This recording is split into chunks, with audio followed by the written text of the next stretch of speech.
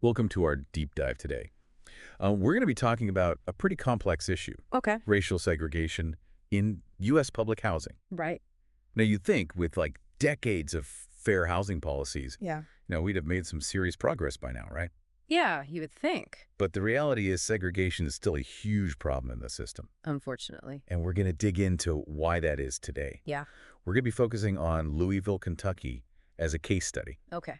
And it really highlights the challenges and, honestly, the failures of housing policy at both the federal and the local level. It's a really interesting case because it kind of shows that disconnect between like the grand promises of federal policy, Right. and then what actually happens when you try to implement these things on the ground. The reality on the ground. Exactly. And it also, I think, reveals how deeply ingrained segregation was in our society and how it wasn't just a reflection of people's attitudes, but like a deliberate choice that was made by policymakers. It was built into the system. So to understand this, we need to go back in time a bit. Right. Back to the early days of public housing in the U.S. Way back. And it's pretty shocking when you realize that public housing was actually designed to be segregated. Yeah. Early policies, like straight-up mandated separate projects for black and white residents. And that just, obviously reinforces existing inequalities. Makes it worse. And it wasn't even, quote unquote, separate but equal, which was never really equal anyway. Right. The locations of these projects, the quality of the construction, the access to resources, all of those things were unequal and intentionally so. Oh, yeah. I mean, take Atlanta's Techwood Homes, for example. Okay. It was built in 1936. Okay. And they specifically put it in a black neighborhood. And it ended up displacing a bunch of black residents to create white-only housing. Wow. That kind of blatant discrimination, it's set a precedent that has been so hard to undo. It's wild to think about how these early decisions just cast such a long shadow. Yeah, for sure. But then, fast forward to the 1960s, things start to change, at least on paper. Right. You have states adopting these open occupancy policies, and big court cases start to chip away at the legal basis for segregation. Yeah. And then comes the big one, the Fair Housing Act of 1968. The landmark. Finally, discrimination in housing is outlawed. Like officially illegal. This felt like a major turning point at the time. It did, yeah. On the surface, it seemed like this huge step forward. This Yeah. was supposed to be this sweeping change that would finally guarantee equal access to housing for all. Right. But there's a problem. If you actually look at the language of the act, it's super vague about how to actually achieve those goals. So how do you enforce it? Right. There was this assumption that outlawing discrimination would just magically lead to integration. Right. But, social patterns don't just disappear overnight like that. People don't just suddenly change their minds. Yeah. Exactly. And the enforcement mechanisms were really weak, too. So local housing authorities had a lot of leeway in how they actually implemented the act. So it sounds like good intentions, but not a lot of teeth. That's a good way to put it. So enter Louisville, a Okay. city that's trying to grapple with this challenge. Right. They had 9 public housing projects, Okay. all built in different eras and reflecting the policies of the time. Makes sense. You have Southwick Homes, for example, which was actually the only project that was initially designed to be integrated when it opened in 1958. Oh, interesting. And then you have like Beecher Terrace, built in 1942, and it was explicitly segregated for black residents. Okay. So a real mix. And most of these projects were located in neighborhoods that were already segregated to begin with. Right. So even if you have the Fair Housing Act on the books, the existing patterns still have a huge influence on where people choose to live. Yeah, even if they could legally live anywhere, they're probably not going to move to a different neighborhood. It's not that simple. So it seems as Louisville's trying to figure out how to make this work, right?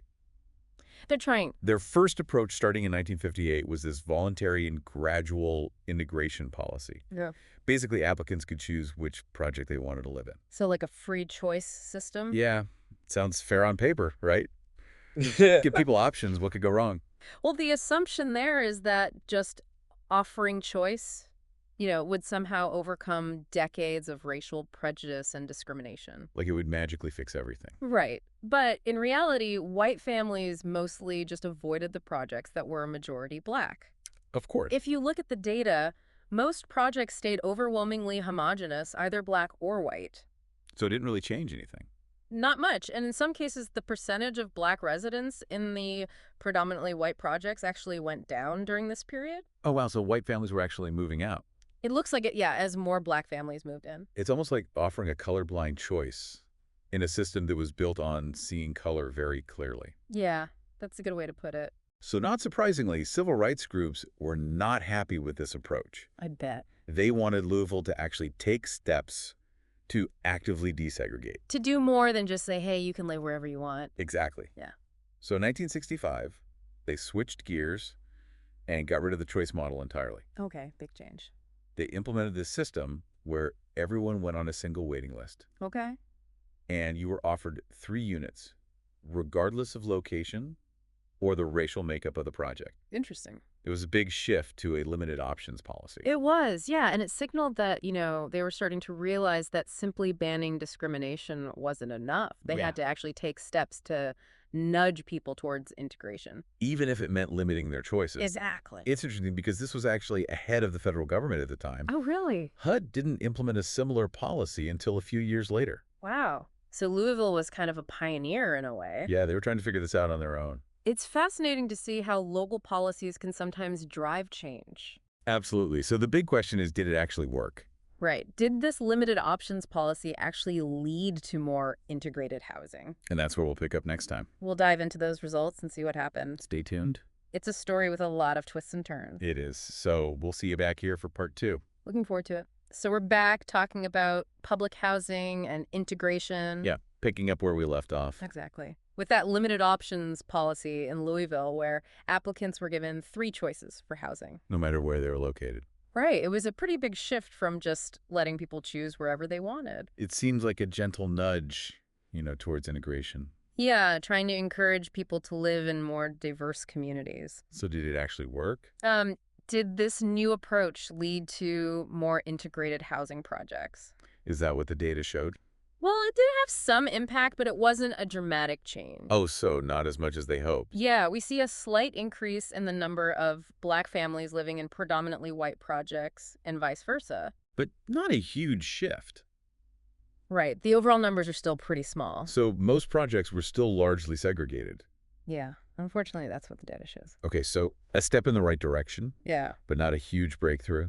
Not the kind of sweeping change that a lot of people were hoping for. Right, and I'm guessing this wasn't the end of the story for Louisville. Oh, no, not at all. What happened next? Well, you got to remember, this is the 1960s and early 70s. A time of a lot of change. Exactly, a time of immense social and political change. The civil rights movement was in full swing. Right, and there was a lot of pressure on institutions across the country to address racial inequality. Including housing. Absolutely, and Louisville was actually going through a major school desegregation case at the time. Oh, wow, so that must have added fuel to the fire. Yeah, it seems like the fight for integration and education spilled over into other areas like housing. It makes you wonder if these different policy areas were more interconnected than we realize sometimes.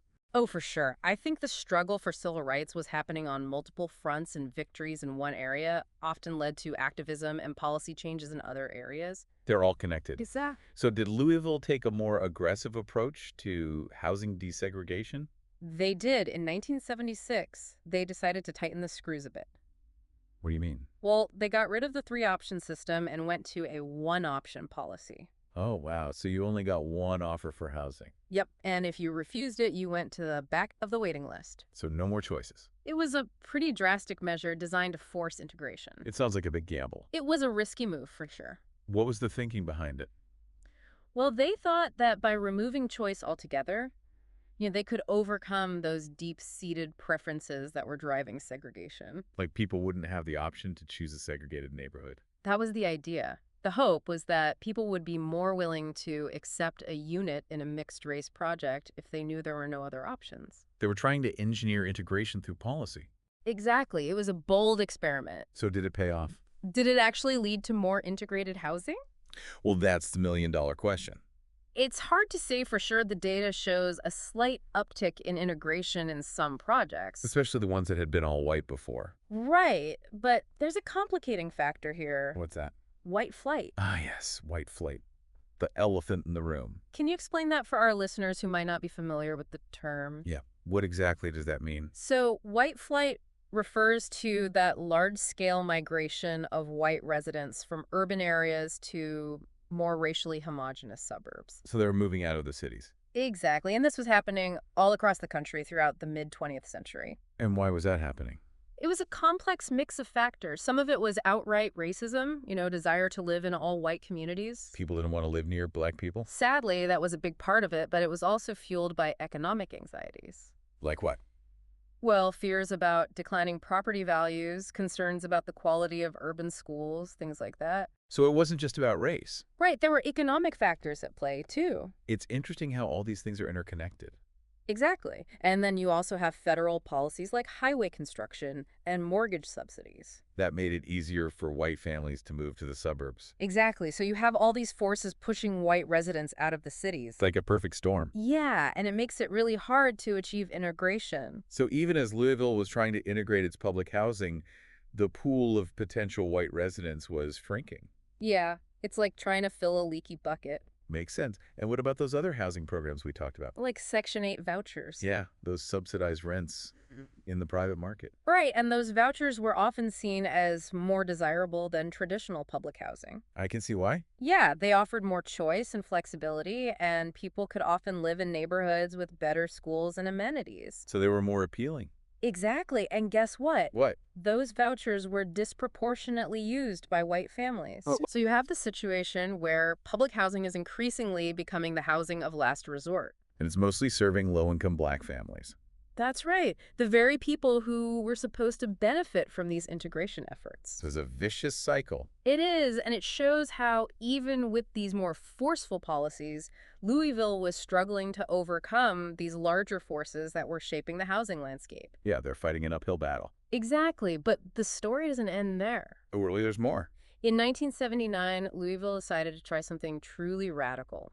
Okay, I'm intrigued. Tell me more. They decided to implement a race-conscious placement policy. Wait, a race-conscious policy in the late 70s? Yeah, it was a bold move. Especially with the growing backlash against affirmative action and other race-based policies. Exactly. It was a deliberate attempt to engineer integration.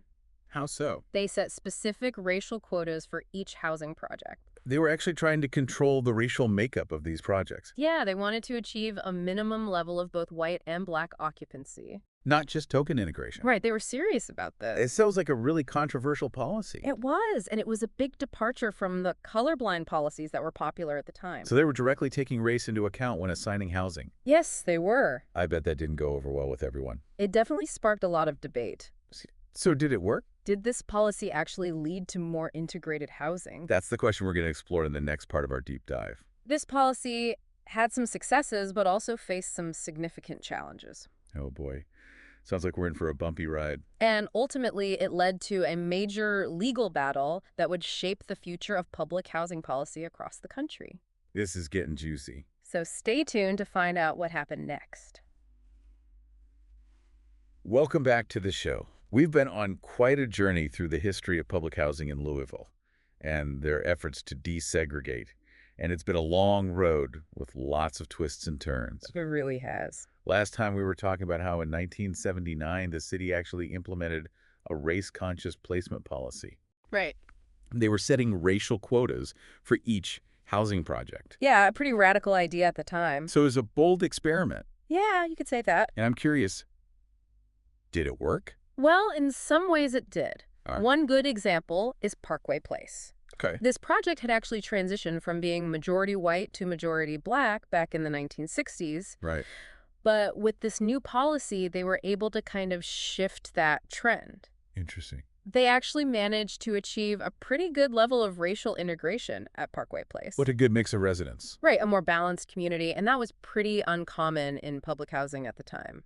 So it sounds like they were making some real progress. Yeah, they were. Were there other projects that saw similar results? Well, the results were mixed. Okay. Some projects saw like a slowing down of the racial transition. So not as dramatic a change as Parkway Place. Right, and it seems like the city focused their efforts on Parkway Place first. Maybe because it was already kind of diverse. Yeah, maybe because it was located in a neighborhood that already had some racial diversity, so they thought it would be easier to achieve integration there. It makes sense strategically. Yeah. But it also raises some questions about fairness, doesn't it? Well, that's exactly the issue that emerged. Right. While the policy was intended to create a more integrated system as a whole, Yeah, the big picture. right, it ended up disadvantaging some black applicants. How so? Well, they had to wait longer for housing. To keep that racial balance. Exactly. And in 1986, that's when the problems really started. What happened? HUD stepped in. HUD being the Federal Department of Housing and Urban Development. That's right. And what did they do? They declared Louisville's race-conscious policy illegal. Hold on. A policy designed to promote integration was deemed discriminatory. Yeah, that's the irony. How does that even make sense? I know, it's kind of a head-scratcher. It really is. HUD argued that by prioritizing white applicants in certain projects, Can meet those quotas. right, that Louisville was actually violating the Fair Housing Act. Wow. So essentially they were saying that any policy that explicitly considered race, Even if it was trying to promote integration, yeah, even with good intentions, was discriminatory. yeah, it couldn't be used. So they were trying to undo segregation. With a policy that ended up being considered discriminatory. Talk about unintended consequences. It's a classic example. It really is. And this decision had a big impact across the country. In other cities. Yeah, it sent a message to other housing authorities that race-conscious policies were off limits. So it shut down that kind of experimentation. Yeah, basically. So what happened in Louisville after they had to abandon their policy? Well, sadly, things kind of went back to the way they were before. So all that progress at Parkway Place was lost. Yeah, within a decade, it was almost entirely black again. And what about the other projects? They also stayed mostly segregated. They never achieved those integration goals that they had set back in 1979. So it's a pretty disappointing outcome. Yeah, it is. Yeah. They tried everything they could. From voluntary integration to more forceful measures. And even that race-conscious policy. That had shown some real promise. But in the end, segregation was just too powerful to overcome. Yeah, it shows how deeply ingrained these patterns of inequality are. And it reminds us that policies alone aren't enough. Right. We have to address the root causes of these problems. Like white flight. Yeah, and economic disparities and the availability of other housing options. It's a complicated issue with no easy solutions. That's for sure. It makes you wonder what the future holds for public housing in this country. It's a good question. In recent decades, we've seen a trend towards demolishing large public housing projects. Especially those that are predominantly black. Right. And while that's often presented as a solution to issues like crime and poverty. It also raises concerns about displacement and the loss of affordable housing. Yeah, it's a trade-off. And it feels like we're just giving up on integration. It's a complicated issue. It really is. But I think the history of public housing and the struggles with segregation offer some valuable lessons. About how we approach housing policy in the future. Right. We need to create housing systems that are truly equitable and just. Not just in theory, but in practice. Exactly. And that means having those tough conversations about race and class. And how they impact housing. We can't shy away from those conversations. And we want to build a better world. Well, thank you so much for taking us on this deep dive. It's been my pleasure. It's been a fascinating and thought-provoking exploration. It really has. And to our listeners, we hope this has made you think critically about these issues. And the role of public policy in shaping our communities. There's still a lot of work to be done. To make sure everyone has access to safe, affordable, and inclusive housing. That's a great point. So keep exploring, keep questioning, and keep pushing for a better world. Great advice. Thanks again for joining us. It was great being here.